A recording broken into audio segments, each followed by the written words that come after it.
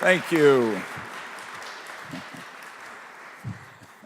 Thanks very much, Ambassador. I must say I'm getting to a point when I get introduced in this group, I feel like I'm getting introduced to a group of members of my family.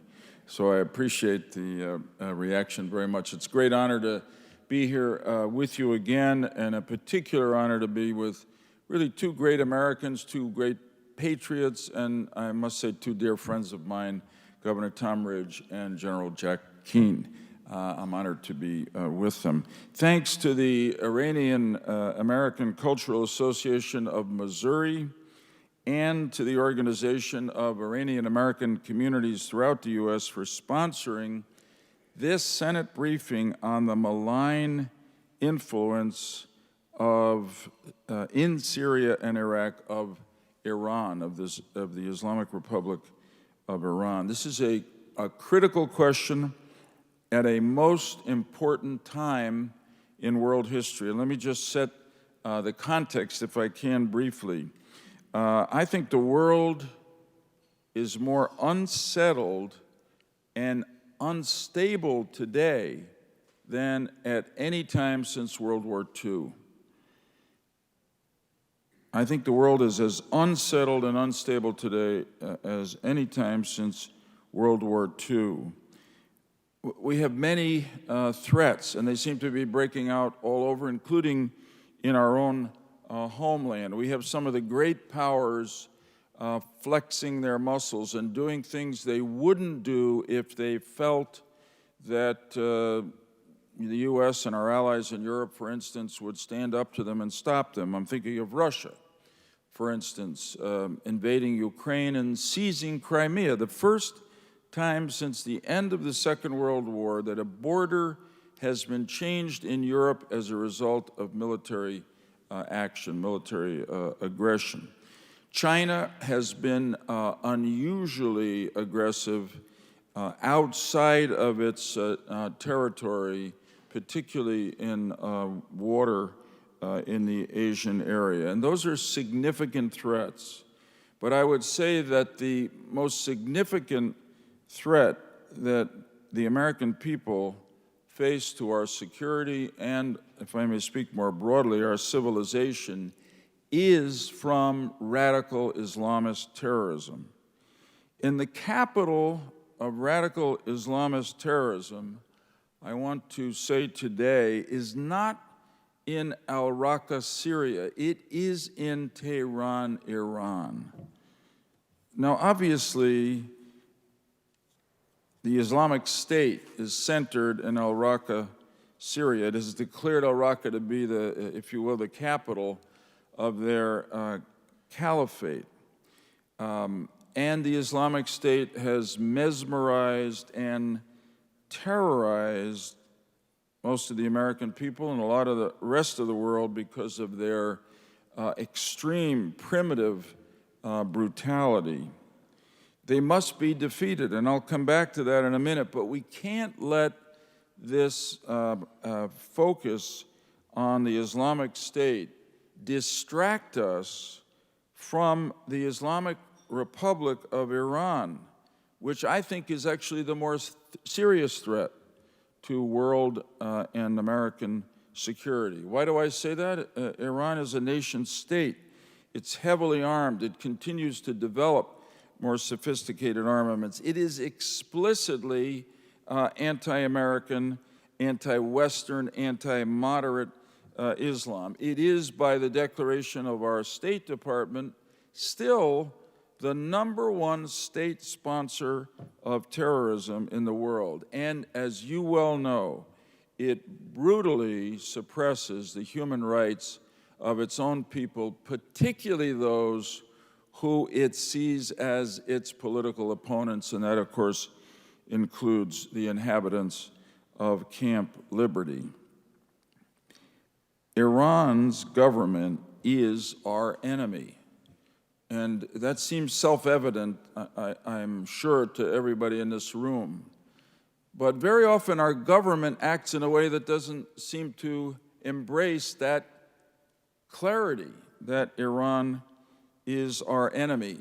You don't have to reach that conclusion by theorizing. All you have to do is listen to the words of the leaders of the radical government in Tehran. I must say that I was stunned as the negotiations on the Iran nuclear agreement went on, and after, that they didn't at least moderate their voices for a while. No, even while the United States government and the others in the P5+1 were arguing for that terrible agreement on the basis of the fact that it would moderate the Iranian government, the leaders of Iran, the supreme leader, Prime Minister Rouhani, leaders of the RRGC, over and over again, making clear the agreement was separate.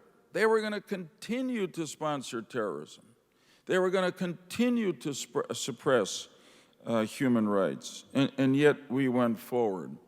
I will tell you that I learned a lesson long ago in my political career in Connecticut, and I was struck by how relevant it was as I got involved in American foreign policy, which is a very basic rule. You've got to decide, and we do it in our lives, most of us. You've got to decide who your friends are and who your enemies are. And then you should stick with your friends. Somebody in politics once said to me, it's always a good idea to try to get as many of the people as possible who voted against you in the last election to vote for you in the next election, but don't do it by either breaking your word or doing something that you think is wrong, and most of all, don't do it at the expense of your relationship with your friends, with those who have supported you. The U.S. and, in fact, the Western world in our relations with Iran have forgotten those basic rules. We have not listened to our friends and allies. We have bent over backward based on what I think is a fantastic hope, really a fantasy, that if we engaged Iran, we could change their behavior. And as a result, we have profoundly unsettled our allies, particularly, of course, in the Middle East, the Gulf Arab nations, the opposition in Iran, led by the NCRI, MEK, and our allies in Israel as well. And we have emboldened our enemies in the radical government in Iran without changing their behavior. Now, United States foreign policy, the foreign policy of our allies in Europe, didn't create the Islamic Republic of Iran or the Islamic State, but I am afraid, I conclude that Western passivity has allowed the malign influence of Iran in Syria and Iraq and a lot of other places in the world to grow. And let me just document and make that case, and I'll do it briefly. First, we left Iraq.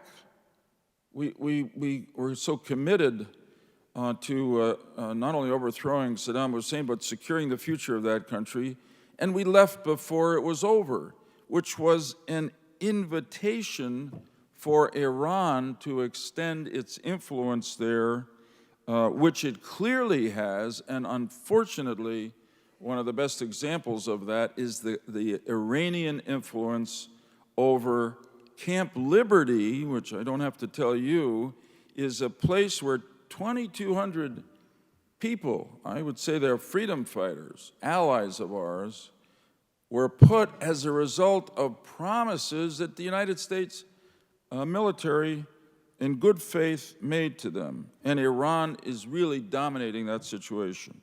Secondly, Syria, it's a painful saga of genocide and murder, but we refuse to support the first wave of anti-Assad revolutionaries. Senator McCain and I went over there, met with them 3 different times in Turkey and in Lebanon. These were not Islamist extremists. These were Syrian patriots. They were just sick and tired of Assad and his clique, not only depriving them of freedom, but depriving them of any real economic opportunity. We sat back. We didn't help the Free Syrian Army as we could have. And we thereby strengthened Iran, this Iranian government's only ally at that point in the Arab world, Assad, in a campaign that I would describe as genocidal murder, turning his weapons on his own people, using chemical weapons, creating millions of displaced refugees, and ultimately bringing about a civil war which provided the ground on which a relatively small radical Islamist terrorist group, the Islamic State, could actually declare a caliphate, all because we in the West sat back. Some would say we sat back because we were so focused on engaging Iran in the nuclear negotiations, we didn't want to upset them by going after their puppet, Assad. And maybe we sat back because we didn't want to get America again involved in a conflict in the Middle East. But the sad lesson, painful lesson we've learned is that you can't sit back and think you're putting a bubble over your head and it all goes away. Just talk to the people who were survivors of people who were killed in the terrorist incidents in Paris, France, or San Bernardino, California, both of which were either sponsored or enabled or at least inspired by the Islamic State, which grew up as a result of our passivity in Syria. Then the Iran nuclear agreement. I've talked about it. You know about it. There's not much more to say except what is most relevant. I mean, to me, the basic point here was that we were making an agreement about, it wasn't a trade agreement, it was about something quite fundamental to the future security of the Middle East and the world, which is whether Iran, and a violently anti-American power under this government, was going to ever be able to get nuclear weapons. And we were so anxious to reach this agreement that we were willing to trust a regime that has given us no reason to trust them. Most recently, as you know, I would guess, the International Atomic Energy Agency, pursuant to the Iran nuclear agreement, attempted to answer the question, did Iran ever have a nuclear weapons program? The bottom line was Iran wouldn't cooperate with them so that they could answer it with confidence, but they said yes, notwithstanding Iran saying over and over again, we never intended to build nuclear weapons. Ayatollah Khamenei saying, he issued a fatwa against building of nuclear weapons. The obvious fact was that they did have a nuclear weapons program, and part of it, according to the IAEA, was probably still in existence as late as 2009. If you read the IAEA report, which incidentally you know is not an agency of the United States, not an agency of the Arab world, it is an agency of the United Nations. And it basically said it couldn't answer the question that the agreement wanted it to answer. But nonetheless, it is clear that the P5+1 nations are going to accept the agreement, put it aside, don't bother us with facts. We want to go ahead and implement the agreement. And it puts Iran immediately in a position to receive as much as $150 billion of money, which the regime will use both to strengthen itself and strengthen its terrorist proxies throughout the Middle East. And that will result, I fear, in the death of more Americans and a lot of other people as well. What is happening now in Vienna, finally, almost hard to believe, but we, the U.S., the Western powers, have tried to engaged Iran, the Islamic Republic of Iran, and Russia in talks to see if we could come up with a joint agreement on achieving peace, or at least an armistice of some kind, in Syria. So here we have put at the table the Islamic Republic of Iran, which continues to say the most outrageous anti-American statements and continues to support Assad to work out an agreement. I don't know which metaphor is best, but the one that comes to mind is if you try to ride the back of a tiger, you'll probably end up in the tiger's stomach. And that has this kind of feel here. But there's a consequence to it beyond that. Looking at what's necessary to defeat the Islamic State, it's clear to me, anyway, that you can't just do this from the air, though air power is an important part of a victorious campaign against them. We need troops on the ground. And the troops that we really need, that is the boots that are on the ground, are Sunnis in Syria and Iraq who have an interest in fighting. But why would they join this effort if the result of what's happening in Vienna is to keep Assad, who's their enemy, in power, and Iran, which is the enemy, this government of the Sunnis in Iraq, in power? Okay, let me just reach a conclusion with a few points. What can we do, and how can Congress help? We're here in the United States Senate. Let me say that we all know that the presidents are commanders-in-chief. They have a primary responsibility for foreign policy. But if you look at the Constitution, the Congress is given a lot of delineated powers, most important, the power of appropriation to fund our foreign policy and our military. And Congress has the ability to work its will as it has begun to do. The first is we need really to fund the military coalition to defeat ISIS, air and ground, including Sunni support. We have to understand that not just hard power, but soft power is necessary to defeat ISIS, and I will get to Iran in a minute. We need allies in the Arab world, and we have them there if we will give them confidence in us again, the Saudis, the Egyptians, the Gulf Arabs, and the opposition in Iran, the NCRIMEK, which is not just, as you've heard me say before, the enemy of our enemy. You are our friends. You are our allies. You share our values. So I pick up on what the ambassador has said. I hope staff members of Senate offices who are here will work across party lines to begin to put pressure on our government. One, most important, the first step would be invite Mrs. Maryam Rajavi to come to the United States of America. She's our ally. Second, engage in discussions and support that strengthen this movement. I will say with regard to the Islamic Republic of Iran, and I didn't start out with any animosity toward this regime. I'm just looking at its record. And we're heading down a path where we think we can contain them. We're not going to be able to contain them. They're not going to change. They haven't changed at any point. And I hope members of Congress can take a big step, which is to declare that our policy with regard to the Islamic Republic of Iran is not to contain it, but to end it, to change the regime that now controls a great country and a great people. Now, what else?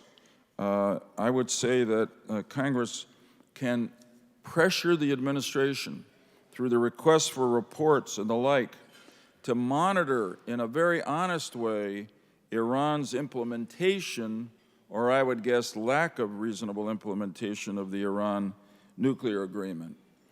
I know there's legislation already in Congress. I hope it moves forward to expand and enforce further economic sanctions on Iran regarding human rights violations and terrorism, which were not directly affected by the Iran nuclear agreement. And regarding Camp Liberty, which becomes not just the question of the fate of these 2,200 people who are there as a result of American promises, but really makes a much larger point. I pick up on what Mrs. Rajavi said. Congress ought to begin to pressure the American government to provide aerial protection of Camp Liberty by the U.S. Air Force, as we are now providing such protection for the Baghdad International Airport. And I know it's a tough load probably, but we're giving aid to the Iraqi government, and I think one of the things that we ought to demand is that anyone in the Iraqi government, well, put it another way, it's time to change all the people in the Iraqi government who have any responsibility for oversight or management of Camp Liberty, because by their record, it's pretty clear that they're more interested in what pleases the Islamic Republic of Iran than they are in what protects the people who are in Camp Liberty. So I would end with a personal word, as I did when I had the honor to be in France last week with the Iranian community of Europe. There's a way in which just human nature might make you disappointed now in the battle you're in to restore freedom to your homeland because of the what I've described as the passivity of your own government here in America and this ridiculous Iran nuclear agreement. Take heart from history. Martin Luther King said that the moral arc of the universe sometimes bends slowly, but it always bends toward justice. I go back to one of the original patriotic Americans, great revolutionary leader Thomas Paine, who said, "Tyranny is not easily conquered, yet we have this consolation: the harder the conflict, the more glorious is the triumph." You have moral strength on your side. You deserve to have more political support on your side. Take heart from this reality that you have growing bipartisan support in the Congress of the United States. And you can't use those words, bipartisan support, regarding many issues in Congress these days. So go forward with a sense of confidence and determination that the liberation of a great nation and a gifted people from the stranglehold of an evil regime is going to happen. And with God's help and your help and our help, it will happen soon. Thank you very, very much.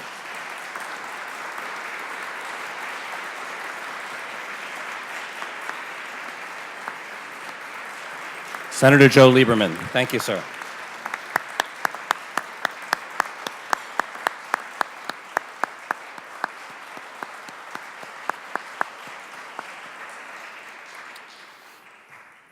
We're joined today by diplomats from 4 embassies in Washington, and if I miss anyone, I apologize, but I just want to welcome the representatives of the Czech Republic, Greece, Saudi Arabia, and Sweden. Welcome. Now, Governor Tom Ridge is no stranger to you, all the more so after I gave you his bio, which you already knew, our first Secretary of Homeland Security, former congressman, and then governor of Pennsylvania. And I've commended your op-ed, your recent op-ed, as being forceful and compelling. Please welcome the Honorable Tom Ridge.